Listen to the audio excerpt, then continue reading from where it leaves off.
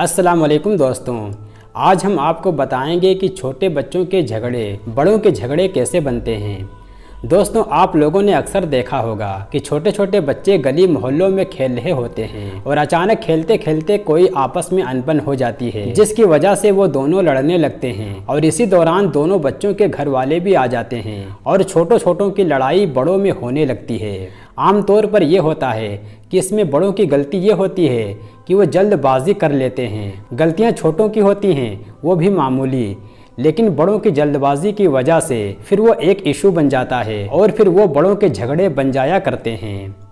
चुनांचे अगर कोई दूसरा बच्चा पड़ोसी के बच्चे के साथ खेल रहा है और कसूर भी अपने बच्चे का है, लेकिन अगर उसने रोना शुरू कर दिया तो अब इस बच्चे की माँ पड़ोसी के बच्चे को कोसना शुरू कर देगी और जब उस बच्चे की माँ ये आवाज़ सुनेगी तो वो भी बाहर आकर एक दूसरे से लड़ना झगड़ना शुरू कर देगी। देखो, छोटों की बात थी और बड़ों के झगड़े बन गए और आपस में नफरतें पैदा हो गईं। तो ऐसी जल्दबाजी नहीं करनी चाहिए।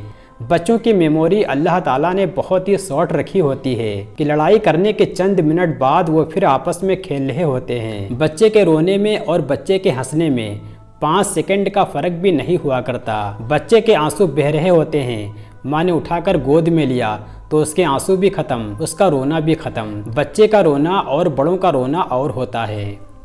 इसलिए बच्चों के रोने की वजह को समझने की कोशिश करें कि किस वजह से आपस में लड़ाई हुई है और ये भी जहन में रखें कि भाई इन बच्चों के रोने पर या झगड़ने पर हम इसको बड़ों का झगड़ा नहीं बना सकते। इसलिए बच्चे थोड़ी देर के बाद इसको भूलकर फिर एक दूसरे के साथ घुल मिल जाते हैं और एक दूसरे के साथ खेलने लगते हैं। एक वाक़या आपको बताते हैं कि 2 बच्चे थोड़ी सी बात पर आपस में झगड़ पड़े। एक बच्चे की मां ने दूसरे बच्चे को एक थप्पड़ लगा दिया और दूसरे बच्चे की मां ने भी आकर उससे झगड़ा करना शुरू कर दिया।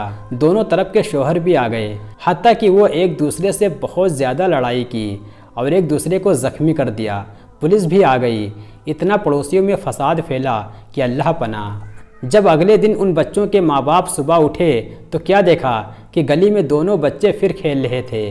तो देखा, बच्चों की लड़ाई ऐसी ही होती है। बच्चों की लड़ाई पर इतना उलझ पड़ना कि एक दूसरे को ज़ख्मी ही कर दें, पुलिस भी आ जाए और ज़िंदगी भर के लिए ताल्लुक़ भी ख़राब हो जाए। ये इंतहाई जहालत की बात होती है। लिहाजा बच्चों के झगड़े की हकीकत को समझना चाहिए। हाँ, जब बच्चा लड़ाई करे तो आप ये समझें कि बच्चे ने आखिर झगड़ा क्यों किया, फिर उसके बाद बच्चों को समझाएं।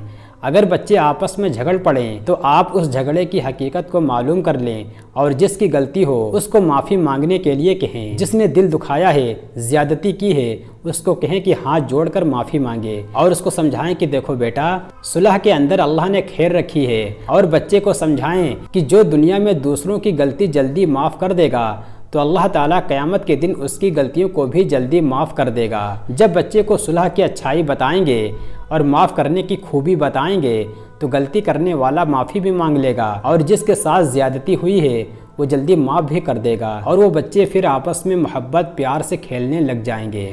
अल्लाह ताला हमारे घर के बच्चों के अंदर से इन झगड़ों को ख़त्म फरमा दे और बड़ों को उनके झगड़ों में उलझने से महफूज फरमा ले।